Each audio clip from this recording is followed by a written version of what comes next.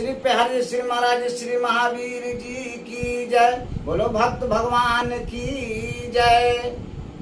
आज माता बहन के लिए बहुत सुंदर कहानी आज कर रहे हैं, जिससे बहुत बड़ा प्रेरणा मिलेगा और समाज में बहुत बड़ा सुधार होगा। कहानी का तात्पर्य जीवन आनंद और सुख में बिताने वाला चीज है, व्यवहारिक और ज्ञान का इसमें बहुत बड़ा रहस्य है।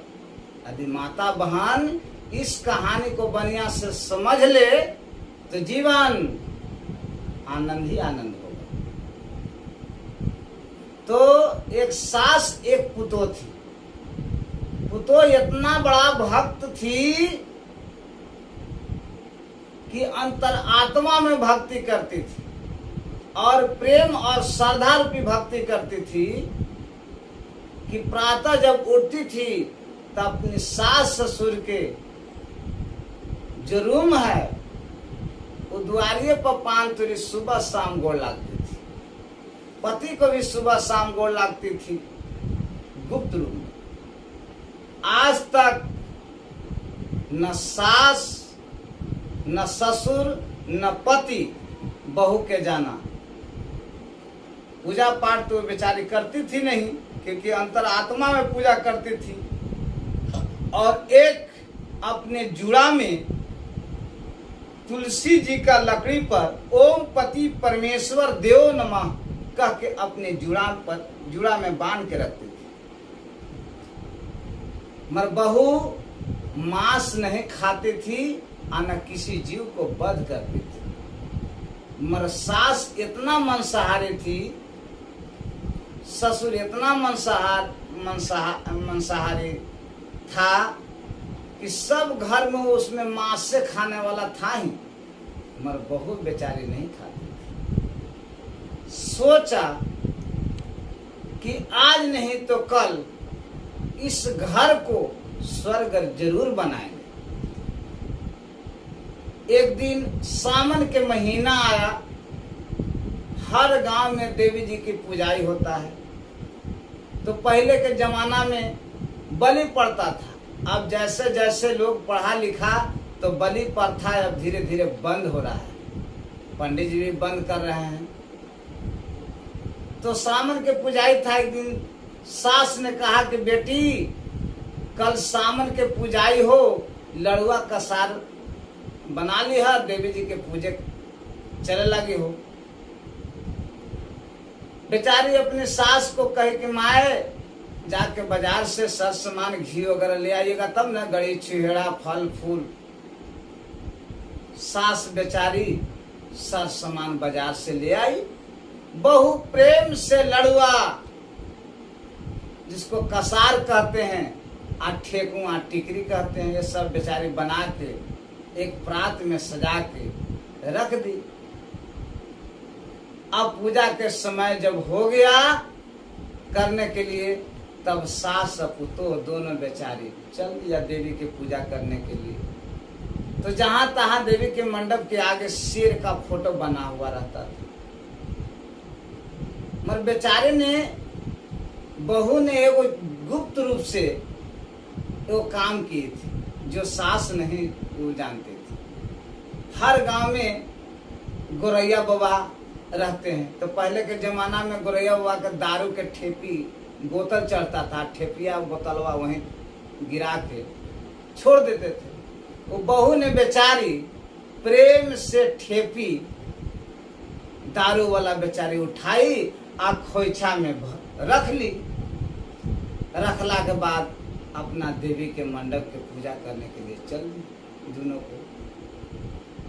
तो बात आगे आगे सास और पीछे से बहू। जो बाघ के फोटो जो बहू देखी न से खनहने ऐसे बिगा गई बेचारी। उसका लगा कि सच्चों के बाघ है। वो सब लड़ुआ का साथ छिटा गया। कहा कि मैया गे मैया, बप्पा रे बप्पा, हमरा बगवा खेले हो गए, मैया गे मैया, खनहने से बिगा गया बेचारी। सास ने 50 गारे दिया, हाय गे भैया चिमौनी मंगिया जरौनी। ई पत्थर के बाग से डर गई तो कैसे देवी जी के पूजा करबे।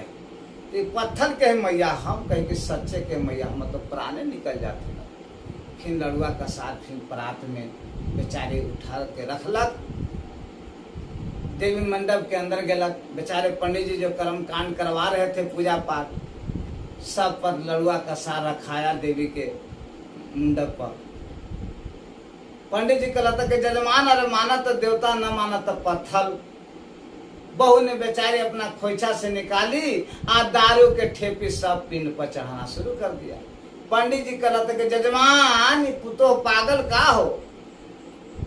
पुतो ने कहला कि सरकार हम पागल नहीं, रावा पागल है। अपने कैसे कहली कि माना तो देवता न माना तो पत्थर, तो मानी तो पैसा न माने तो गोरैया बाबा के दारू के ठेपी जी है। कहल के ठेपी के हम कैसे पैसा मान लू। तो कहता कि तोर देवी जी पत्थर के हम कैसे देवता मान लू। अब दोनों में बहस शुरू हो गया। इतने बीच में बहू ने पंडित जी के कहला जजमान पंडित जी 5 मिनट के मोहलत द। कहता ठीक है, आ न मोहलत देव तो ये जे पड़ी हम तोर प्राण ले ले। सास के कहल के मैया 5 मिनट से हम घर से आई थी, आ न तो ऐसा बान मानबो के दोनों के इसी में मंदिर में रह जाबो। बेचारी डर से पंडित जी भी और भी कह के ठीक है जा। घरे बेचारी आई, पीतल के लोटा छिपा लेके फिर गई और कहे पंडित जी के कि ज्ञान के माध्यम से, अध्यात्म के माध्यम से और साक्षात देवी को परण करके आप चरण धो के चरण अमृत पिलाई। ये तीनों में से कोई आप माध्यम बना के हमको पिला सकते हैं। पंडित जी बेचारे संकोच में पड़ गए। उसने कहा कि हमसे नहीं होगा।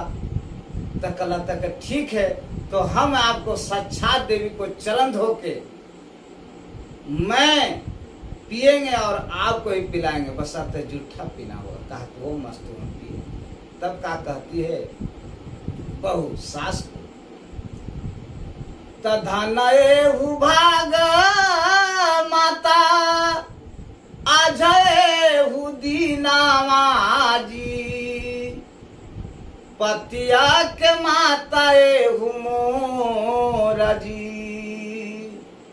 बड़िएहु दीना से ललसाए लागलेहु, आजएहु चरणेहु धो माजी, रखहु ये प्रात माता रखहु चरनिया जी, आजाए चरण पखारम जी, चरण पखारी माता चरने हुआ मरित जी, आजायली हवई बनाई जी।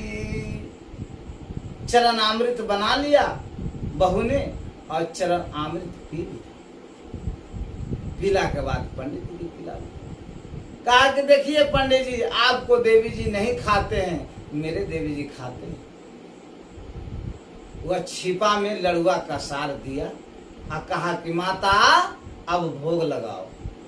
जब खाने लगी तो कहा कि न मैया ऐसे नहीं जैसे तुम मांस खाती थी, क्योंकि अभी जो माँ है तुम जो है दानो माता है, देव माता नहीं, इसलिए खाओ।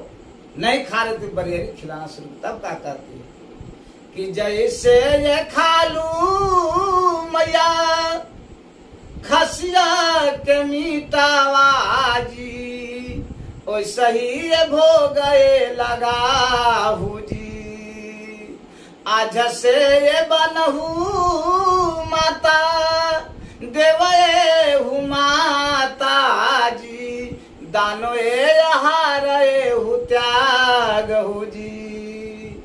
कहा कि हे माँ जिस तरह आपने मांस मछली खाते थे उसी तरह आज भी आप लड़ुआ का सार खा रहे हैं। मैं लड़ुआ का सार स्वादिष्ट उससे बहुत ज्यादा है, इसलिए कि प्रकृति रूपी अन्न से बना गया है। इसको प्रसाद कहते हैं और देव प्रसाद है।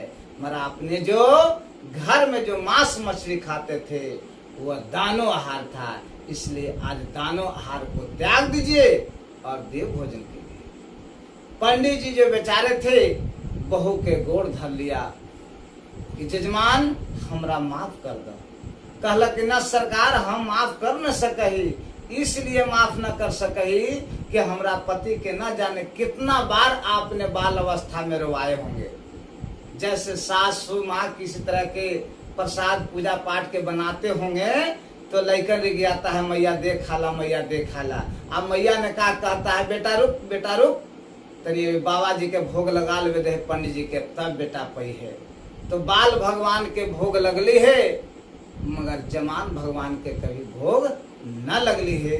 मेरे शास्त्र और ग्रंथ में उसी पर कहता है कि धन एहु भाग बहु आजय मोरा जी, बसलाय रहे ज्ञान जी।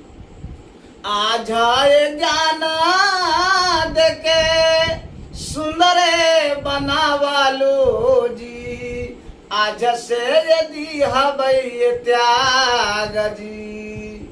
बहू ने कहा कि बेटी धन है, आज जो आपने हमें शिक्षा दिए हैं वो मैं धन हो गया, इसलिए आज से हम मांस मछली छोड़ के आज से देव भोजन करेंगे, देवी भोजन करेंगे, इसलिए धन है बहू मेरी बेटी। पंडित जी उसका बात कहते हैं जजमान माफ कर दीजिए, कि माफ नहीं करेंगे इस चलते कि हमेशा हमारे के यहाँ आप भोग लगाए हैं, तो जितना दिन आपने खाए हैं उतने दिन हमको भी सास ससुर के भोग लगवाइए अपना किया, तब आपको क्षमा होगा। बेचारे पकिए खाएंगे, कच्ची ना खाएंगे जजमान, इसलिए कि आप जो है हम आपके यहाँ के पक्कल भोजन नहीं पाएंगे। कचिया में दाल भात साग सब्जी भुंजिया होता है वो नहीं खाएंगे, जब खाएंगे तो छनेव खाएंगे और दही या चीनी लिपटेंगे। सोच के देखिए कैसा विचार है मानव का।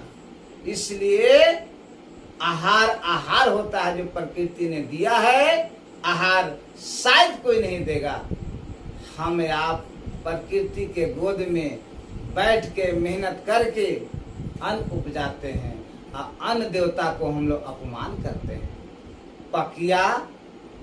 पकिया जो है उच्च होता है और कचिया नीच होता है।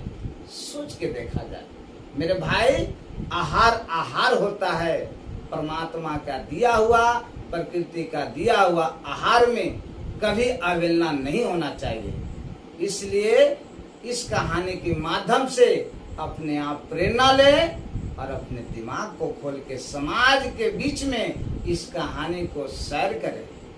यदि मेरा वीडियो अच्छा लगता हो तो सब्सक्राइब करें और लाइक करें, जिससे लोग का जीवन आनंद और सुख में हो जाए।